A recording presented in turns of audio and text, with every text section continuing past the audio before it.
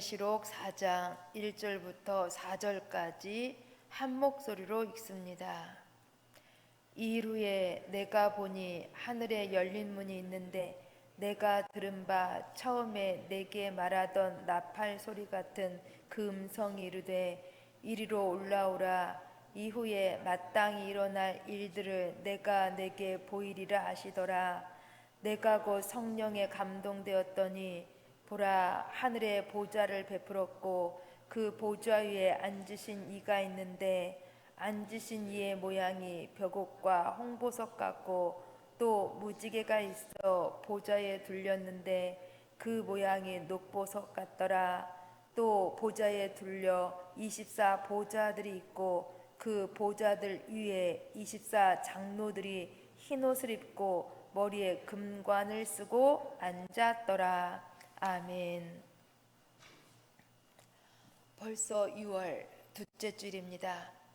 여기까지 열심히 살아오시느라 많이 수고하셨습니다.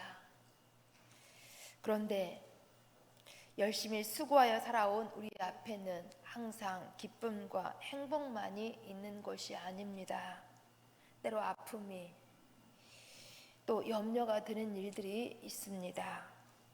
질병의 현실이 아직 해결되지 않은 많은 각종 커다란 문제들이 우리 마음을 힘들게 합니다. 이때 우리는 깊은 회의감으로 이러한 질문을 하기도 합니다. 하나님 정말 저를 사랑하십니까? 그렇다면 왜 이러한 고난을 주시는 것입니까? 도대체 하나님은 어떤 분이십니까? 이러한 원초적인 질문을 우리는 하기도 합니다. 오늘 본문의 사도 요한도 이러한 원초적인 질문을 할 수밖에 없는 매우 깊은 어두운 밤을 지내고 있었습니다. 연세가 많으신데 노년의 몸인데 밤모섬에 유배되어 있습니다. 당시 로마 황제가 온 세상을 집어삼킬 듯이 폭력을 가해왔습니다. 그래서 소아시아의 교회들이 무자비한 이러한 로마의 박해 앞에 쓰러져 가고 있었습니다. 그러니 사도 요한이 얼마나 절망스러웠겠습니까? 이때 하나님께서는 사도 요한에게 하늘의 놀라운 광경을 보여주셨습니다. 본문 1절 말씀에 이후에 내가 보니 하늘에 열린 문이 있는데 라고 말씀하고 있습니다. 하나님께서는 사도 요한에게 열려있는 하늘문을 보여주셨습니다. 그리고 이 하늘문으로 올라오라고 말씀하십니다. 사도 요한은 성령의 감동이 되어서 하늘문을 통해서 하늘에 펼쳐진 하늘의 놀라운 광경을 보게 되었습니다. 우리도 이러한 하늘 광경을 바라보시면서 위로와 힘이 되실 수 있기를 간절히 소망합니다. 사도 요한이 본 하늘의 광경은 바로 이것이었습니다. 하늘 보좌에 앉으신 이가 있으셨습니다.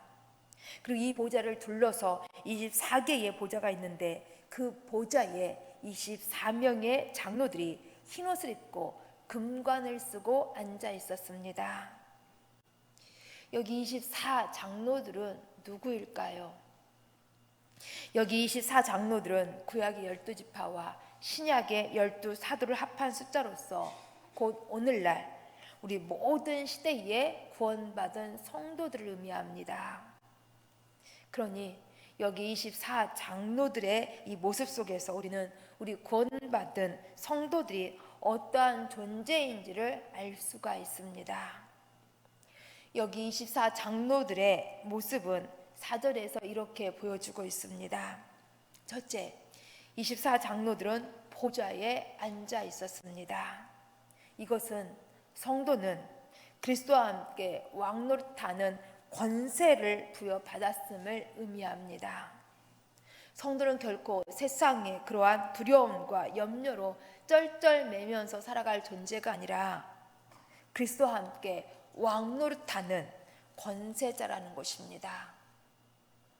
두 번째, 24 장로들은 흰옷을 입고 있었습니다. 이것은 성도는 예수 그리스도의 피로 죄 씻음 받고 거룩한 의인이 되었다라는 것을 의미합니다.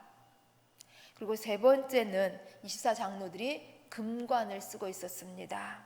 이것은 성도는 최후 승리가 약속된 승리자라는 것을 의미합니다. 그렇습니다. 성도는 예수 그리스도로 말미암아 죄 씻음 받고 거룩한 의인으로서 그리스도와 함께 왕노릇할 승리자인 것입니다. 그러기에 24장로들은 소리 높여서 우리 하나님을 이렇게 찬양합니다. 우리 함께 뒤에 10절 11절 말씀을 같이 읽습니다.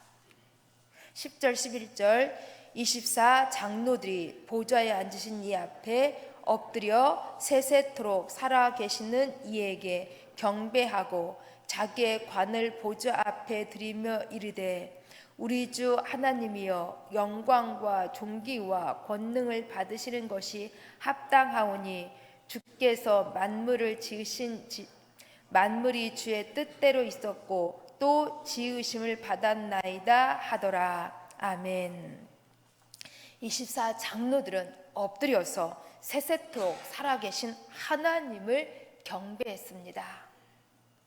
또한 하나님께서는 모든 영광과 존귀와 권능을 받으시기에 합당하다고 하였습니다. 그렇습니다. 우리 하나님께서는 분명 모든 시대의 성도를 통하여서 찬양과 경배를 받으시기에 합당하신 분이십니다. 그러기에 모든 시대에 구원받은 성도들은 어떤 상황, 어떤 환경 가운데 있다 할지라도 언제나 하나님께 찬양과 경배를 올려드려야 하는 것입니다.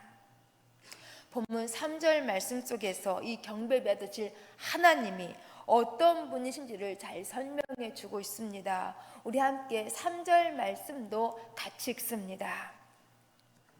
앉으신 이의 모양이 벽옥과 홍보석 같고 또 무지개가 있어 보좌에 둘렸는데 그 모양이 녹보석 같더라. 아멘.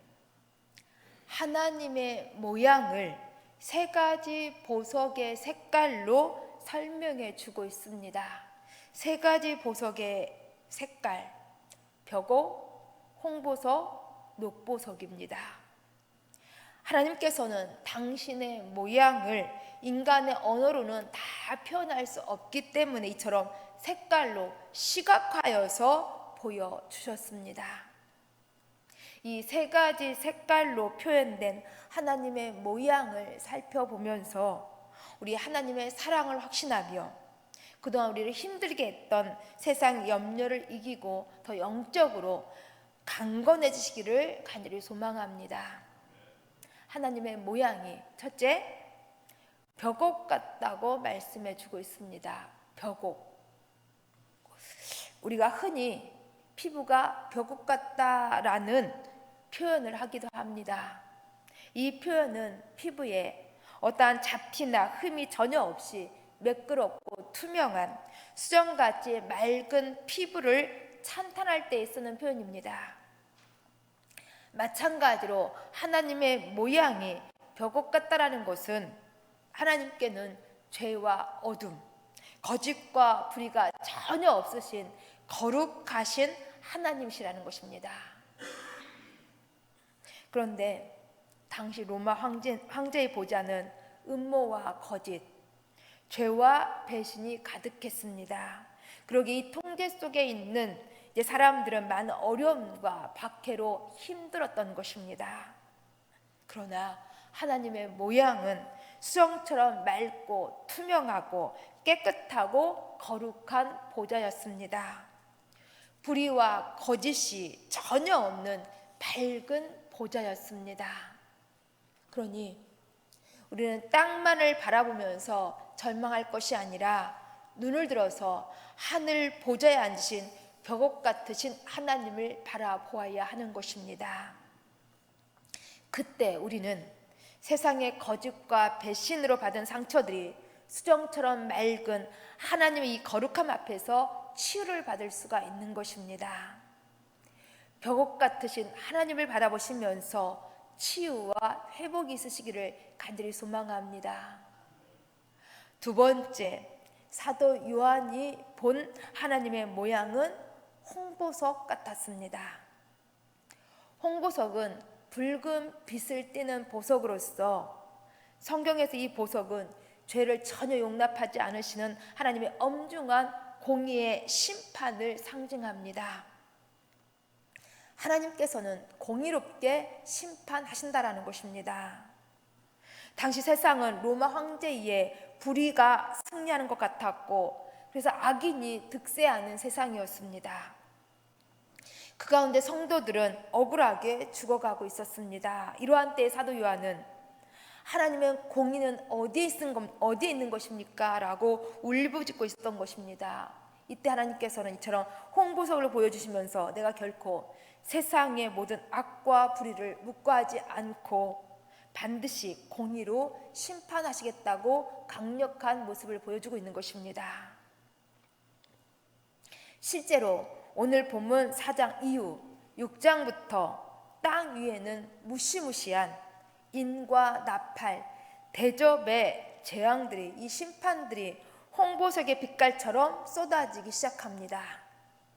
하나님께서 반드시 불의에 대해서 심판하신다라는 것입니다. 우리가 사실 이러한 세상의 불의한 구조 앞에 억울함을 느낄 때가 있습니다. 법대로, 말씀대로 살았는데 손해를 보고 편법을 쓰고 불법을 행하는 사람들이 부유하게 사는 것을 볼 때에 그렇습니다. 그러나 이러한 불의 앞에 낙심하며 타협하지 말아야 하는 것입니다. 왜냐하면 우리에게는 홍보석 같으신 공의의 재판장이 하늘 보좌에 계시기 때문입니다. 하나님의 재판은 정확무오하십니다. 그러니 우리의 힘으로 원수 갚으려고 잠못 이루지 마시고 하나님께 모든 판단을 맡기시고 공의의 하나님을 신뢰하시면서 묵묵하게 우리는 믿음의 길을 정진하실 수 있기를 간절히 소망합니다. 세 번째, 하나님의 모양이 녹보소, 무지개 같으셨습니다. 사실 우리도 실수하고 잘못함이 많은 죄인입니다. 그러기에 벽옥과 같은 하나님의 거룩함 앞에서 고개를 들 수가 없습니다. 또한 홍보석 같으신 하나님의 공의의 심판 앞에 우리도 때로 자유로울 수 없을 때가 있습니다.